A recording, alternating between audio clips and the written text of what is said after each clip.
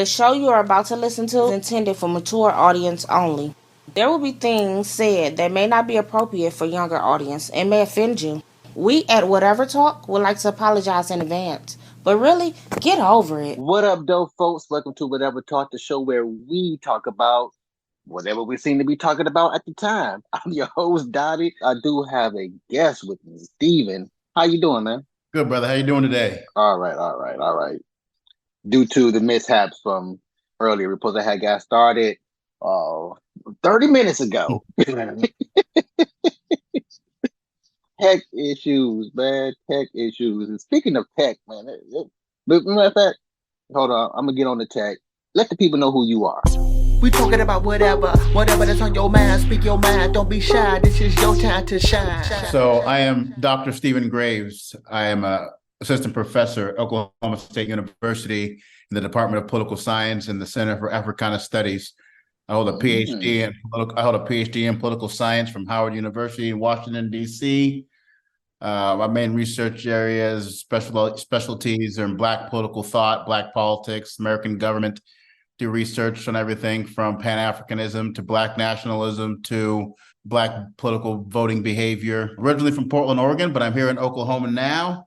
I also got a podcast out there. It's called It's All Gravy. You can find it probably all the same places you can find yours. I just have a book that just came out this week that's called At War with Politics. It's just about the evolution of traditional political science into Black politics. And then I've got a previous book that came out 5 years ago that's called The Crisis of Leadership. And it's about the lack of Black leadership post-1970s. Cool. So you being that, all of that, did you happen to listen to that episode I sent you? Did you send me that episode? No. Did you happen to listen to the episode I did send you? I got partial way through it. I didn't make it all the way. Oh, did you make it to the blackface talk? I think that's about where I got to. Oh, okay. So you probably didn't finish it then. I got most of that blackface talk. Okay. All right, cool. I was like, it may have been something coming out of that, going off what you say that you talk, what you say that you teach and interested in. Yeah, I talk a lot about humanity. Like I feel like I know I talked about this on a previous episode where I kind of feel like I'm doing like my own analysis on humanity. Like I just go around thinking a lot. Shoot, I think a whole lot more than what I read. Right. I advocate reading all the time. Like I'm self-educate is how you got to be, especially if you're Black in America, but just a person, period, in the world. Self-education, seems like that's the way to be. Right. Yeah, I talk a lot about everybody. Whites just be at the top of the list. No, absolutely. I talk about everybody too, believe you me. There's plenty of times where I will go in on Black culture or Black current events, Black popular culture, and some of the just awful depictions that I see for sure. But a lot of my talk, a lot of the things that I talk about and want to discuss and teach, deal with, the conditions of Black folks, especially as, oppressed peoples. And it just so happens that white people are the culprit of Black oppression and racism and most of it. I don't write the script. I don't read the script. Man, white people are the culprit of all miserable in humanity. We had some major tech issues during the recording of this, but what I stated was white people wrote the history that we learn, and they wrote themselves being the evil that we speak of. I mean, it's in their, it's in their nature, it's just a violent nature. If you, again, if you think about European history and the history of the European, it's a cold, dark place, it's a cold, dark place, cave dwellings, eating rocks and dwelling in caves and all the miserable conditions of, early European, history and whatnot. There are violent people. I mean, just think of every world war is taking place on European soil. I mean, you think about the Greeks, the Spartans, the Persians. You think about the Crusades. I mean, they just have a history of violence, and it's just in their nature. But again, based on where they're located, where they're located, geographically isolated in a cold, dark, wet place, which is what Europe, mostly is. They don't have any natural resources of their own, right? So there's nothing that is natural to the European environment as far as a trade or any kind of produce that's worthy of trade. So they don't have anything. They don't really own anything. They have a very recent history. Obviously, is the European coming out of the Dark Ages and whatnot. So yeah, I mean, I don't say that I understand, but it is obvious as to why the European is so violent and so capitalistic driven and such at the root of so much dysfunction that we currently find. You said you can't say you understand. And man, you can't understand. Like, it seems like in order for you to understand their disconnection with humanity, you yourself would have to be disconnected. Right. It's like their mental issue is just you can't understand, but it's still fascinating to me. Like I said, the disconnection that I want to say a species of them. the disconnection that they have is like, wow. It's almost like how can you not understand how you are? I think that they do understand how they are. I think I believe they do. I think they fully are aware and are understanding of how they are. Their isolation, though, again, that's part of the history. If you think about the Dark Ages, right? This is a period for when all of Europe is pretty much cut off from the rest of the world, right? And for which they fall into famine, disease, and cannibalism, and all those kind of things. But the problem is that the history books, the way we think about the Dark Ages, we always think of it from the perspective of the European, right? They're isolated, cut off from the rest of humanity. They fall in the depression and everything else. We never stop to think about why would the rest of the world stop fucking with Europe? Right? The cutting off that produces the Dark Ages for 500 years, where the European is completely cut off from the rest of the planet. Like, what is the rest of the planet doing and or thinking of the European to be like, no, we ain't fucking nothing to y'all. Nope, y'all stay over there. We ain't got nothing to do with y'all want to do.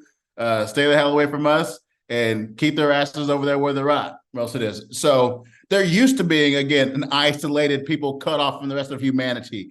That is where they're, the basis of that ideology really kind of comes from. That's where capitalism comes from. That's just where all this complete fascination with the self and the I comes from, that kind of environment, that kind of lifestyle. Yeah. Well, we got started kind of deep in the beginning portions of this, but it's cool, man. I love natural conversation, man. I'm a conversation seeker, and I just love the flow of natural conversation. I feel like it's supposed to bounce from, I ain't gonna say bounce from here to there, but it can bounce from here to there, and hopefully you be able to pick back up where you started from, so you won't have to get too much off track. But I like to talk about my thoughts on here. Hit me. I've been thinking about the saying, we got a lot of stupid phrases in the world, and I don't think anybody knows what they actually mean when they say them. Okay. We say them on a common basis. It's kind of like everybody just says them just automatically. They don't know what it is, but hey, it kind of fits with this, so I'm gonna say it anyway. They don't really say how they really feel. They just throw a figure of speech in there for their feel to substitute for their how they really feel. I was thinking about the phrase, if you know better, you do better. I think that's kind of retarded because it doesn't really stop you from doing what you know better of. One, I have so many theories that I've been thinking I've about. got a book full of them. And one of them, I feel like we know ourselves already. We just deflect from it for whatever reason we choose to deflect from it. You're talking about the individual? The individual? Myself, yourself, my wife, and anybody else on the planet. I believe that I think we know ourselves already. We just deflect from ourselves for the reason that we gave ourselves to deflect from it. Now, that being said, we know better already. We know better already. How do I feel like we know better already? Because for some reason, it seems like you have to be told what you already know already 100 times from each individual in your household. 100 times from 100 different strangers. We all saying the same thing, maybe saying different words, and then somewhere in our late 20s, mid 30s, probably mid 40s, that's when we decide to hearken onto those thousands of things that people have told us what we already know better of already. I feel like that moment comes from when you get tired of doing what you already know better of already. What about people who never change their habits or ways of doing things? Do they just never know better, or are they just choosing to continue to just make the alternative? Choice, choosing. I feel like you're choosing to do that because I feel like you're not gonna stop doing what you like to do. Right. Like, you keep doing it because you like doing it. And then here you are putting on this persona that you're gonna put on a chain that you're gonna change because you got caught doing what we call a guilty pleasure. Which I don't want to see that. I feel that's a retarded phrase. Why are you guilty about what makes you happy? What brings you pleasure? Because there are some things that you shouldn't do that make you feel good. But who's saying those things that you shouldn't do that make you feel good? Other than, like, okay, I've been thinking about this too. Like, people who do murder, like, who like to kill. Okay. And like, I was thinking, like, are they doing it because they actually enjoy killing, or do they get some other type of pleasure out of it? Both. Like, is it like, not, I don't want to say, because what I just said, they both mean pleasure, but what I'm trying to convey is it's a compulsion. I can't help it. It's a compulsion. I can't. Well, I'm like, well, really a compulsion, or do you just like doing what you like doing? I don't think it's a compulsion per se. A compulsion per se. I just, again, here you are trying to change something that you don't really want to change. Right. So, but you go through the motions of acting like you're changing versus doing it in the dark, or in the behind closed doors, calling it now a guilty pleasure. I think for some people, I think there's a portion of the population who have some kind of mental block and they just snap, and they only know and understand violence as a response, and they don't have any kind of understanding of pain or an off switch for when they get violent. This is probably a small percentage of the population, but I think there are probably some people who will fall under that category. The rest of that population, most of it is likes killing people, or likes murdering. They probably know that it's wrong. They sometimes probably feel justified in doing so because the other person's a horrible person, or someone they depict to be some kind of an enemy of some way or another that they define or that someone defines for them. But at the end of the day, it's about the satisfaction that they get from taking another person's life, and even if they know that it's wrong or not. The fact of it being a guilty pleasure, Rosa, is the fact that it shouldn't make them, is that they are aware that it shouldn't make them feel good. the idea of taking another life should not bring me joy and satisfaction. But I just can't help it. That shit just makes me feel so much better, or make the person feel great about it, having to see another person take their last breath.